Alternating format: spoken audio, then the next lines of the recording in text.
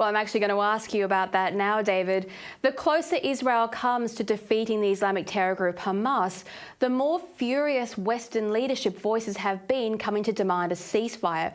Now, not only do we have the old commies in the UK, like Labour's Jeremy Corbyn, there's the French President Emmanuel Macron, there's Canadian Prime Minister Justin Trudeau, and Australia's Foreign Minister Penny Wong. They're all calling for Israel to give Hamas a break. Now, firstly, do you think Israel will listen? And secondly, what do you make of this? Is this just pure ignorance and weakness from Western leaders? Well, I think Israel has absolutely no choice but to proceed to the annihilation of Hamas. Hamas has proven itself to be in the same category, if not even a bit worse, than ISIS or the Nazis. What they did on October 7 was the most barbaric, bloodthirsty terrorism that the world has seen in recent years. You can't coexist with Hamas any more than you can coexist with the Nazis or with ISIS. But the conflict is complex because it's urban warfare, and Israel is actually doing an enormous amount to try to minimise civilian casualties. It's almost an impossible task because Hamas goes out of its way to use civilians as shields, embeds itself in various civilian infrastructure.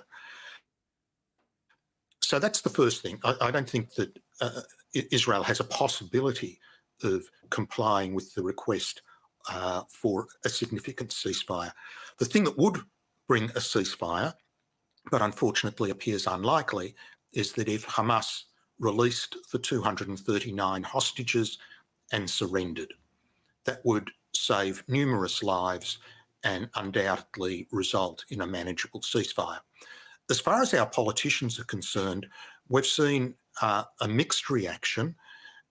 Peter Dutton has been quite clear and unequivocal in condemning the terrorism, but others, such as our Prime Minister Anthony Albanese and Penny Wong and some of the international figures, have frankly been fence-sitters, and that's disappointing. They've tried to, in some cases, build an equivalence between what Hamas has done and the fact that there are, unfortunately, a lot of civilian casualties in Gaza. But you only have to think of some of the conflicts that Western countries have had to fight.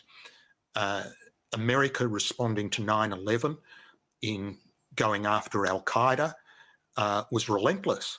The term shock and awe was used for the bombing campaign that was inflicted on Iraq and Afghanistan. And of course, in World War II, the Allies carpet-bombed parts of Germany, and of course there were significant civilian casualties. Israel is actually being much more surgically precise, given the circumstances, than allies in the past. We all hope that the conflict ends soon, but the way the conflict will end is when Hamas is eliminated, and it seems that significant progress has been made in that direction.